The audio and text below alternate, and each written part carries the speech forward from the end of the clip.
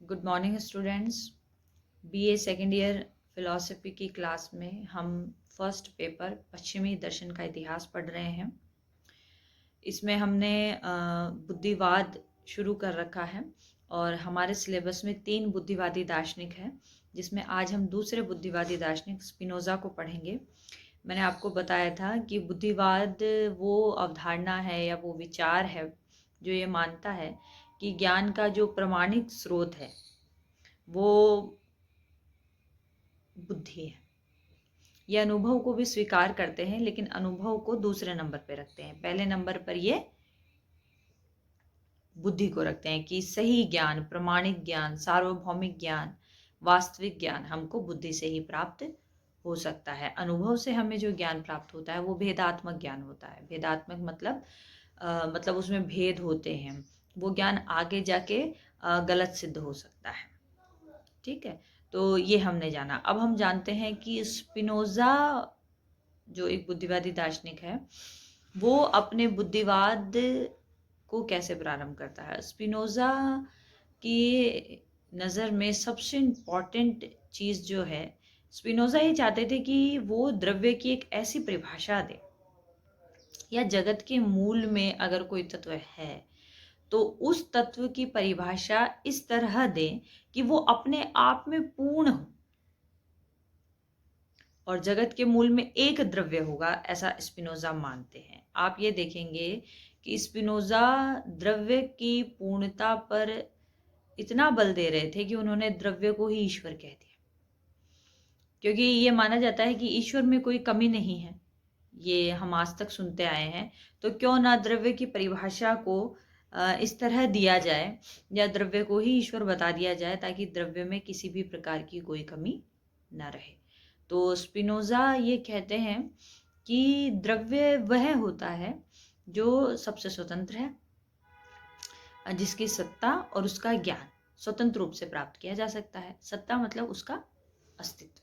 तो ये उसने द्रव्य की परिभाषा कहकर कही और उसने द्रव्य की ढेरों विशेषताएं बताई हैं, जिसके आधार पर वो अंततः यही सिद्ध करना चाहता है कि जो द्रव्य है वो किसी पर किसी भी प्रकार से निर्भर नहीं है। जैसे वो सबसे पहले तो यही कहता है कि द्रव्य की जो सत्ता है वो स्वतंत्र है। द्रव्य स्वयंभू है। स्वयंभू का मतलब होता है वो अपना कारण खुद है। मतलब द्रव्य का जो कारण है, उसके जन्म का, उसकी उत्पत्ति का कारण भी वो है। क्योंकि अगर हम ये मान लें कि किसी वस्तु की उत्पत्ति का कारण कोई और होगा तो वो वस्तु स्वतंत्र नहीं होगी, वो वस्तु सीमित हो जाएगी। जैसे मेरी उत्पत्ति का कारण मेरे माता पिता हैं, तो मैं स्वतंत्र नहीं हूँ, मैं अपने होने के लिए किसी अन्य पर निर्भर हूँ। इसके अलावा मैं अपने होने के लिए बहुत सारी दूसरी चीज़ों पर निर्भर हूँ। जैसे मुझे खाना चाहिए, उसे कोई उगाता है, वो मुझ तक कोई पहुँचाता है। पानी चाहिए होता है, कपड़े चाहिए होते हैं, घर चाहिए होता है, बहुत सारी चीज़ें चाहिए होती है। तो मैं एक सीमित प्राणी हूँ, क्योंकि मैं जिंदा रहने के लिए, अपने अस्तित्व को बनाए रखने के लिए ढेरों लोगों पर निर्भर हूँ, बहुत सारे लोगों पर निर्भर हूँ जो मेरे आसपास हैं।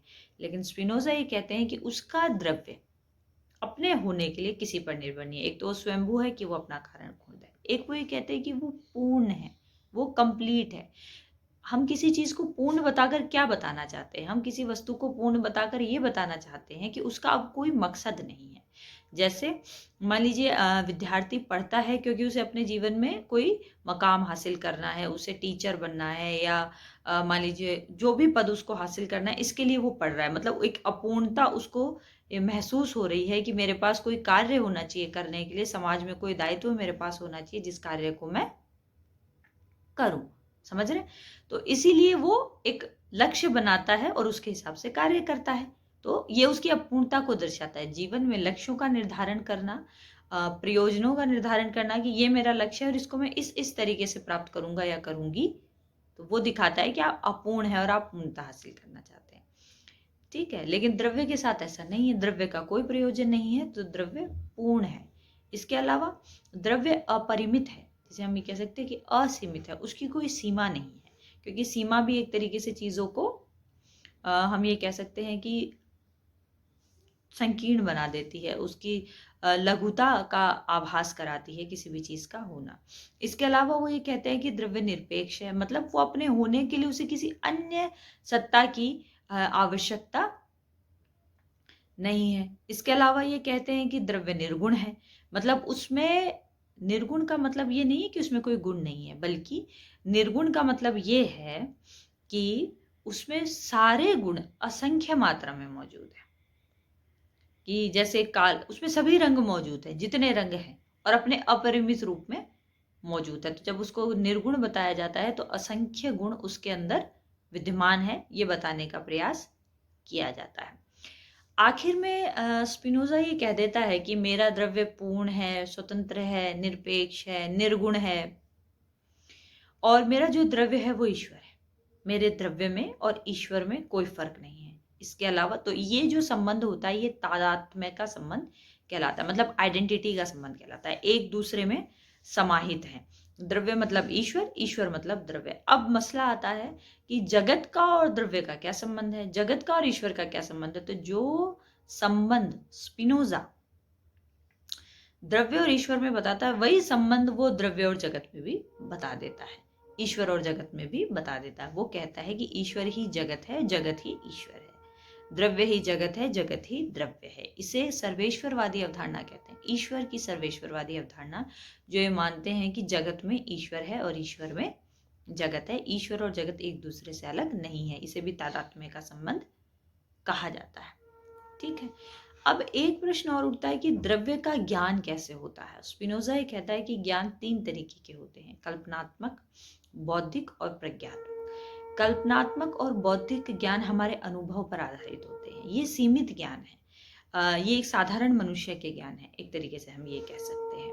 और इसमें हमें भेदात्मक ज्ञान होता है, मतलब हमें इसमें ये पता चलता है कि ये वस्तु दूसरी वस्तु से अलग है, या फिर अभी जो मुझे दिख रहा है कुछ समय बाद वो दूसरे तरीके से दिखने लगेगा, या अभी जो बोध हो रहा है 5 साल बाद कुछ और बोध होने लगेगा। जैसे रेल की पटरियां दूर से मिलती हुई दिखाई देती है, तो ये एक भेदात्मक ज्ञान है, ये अनुभव पर आधारित ज्ञान है। लेकिन द्रव्य का ज्ञान इस प्रकार के ज्ञान से नहीं हो सकता, मतलब न कल्पनात्मक ज्ञान से और न बौद्धिक ज्ञान से द्रव्य का ज्ञान हो सकता है, ऐसा स्पिनोजा का मानना है। द्रव्य का ज्ञान होता है प्रज्ञात्मक स्तर पर, जब सारे भेद मिट जाते हैं, जब एक दृष्टि पैदा होती है कि एक ही चीज सत्य है, वो है द्रव्य।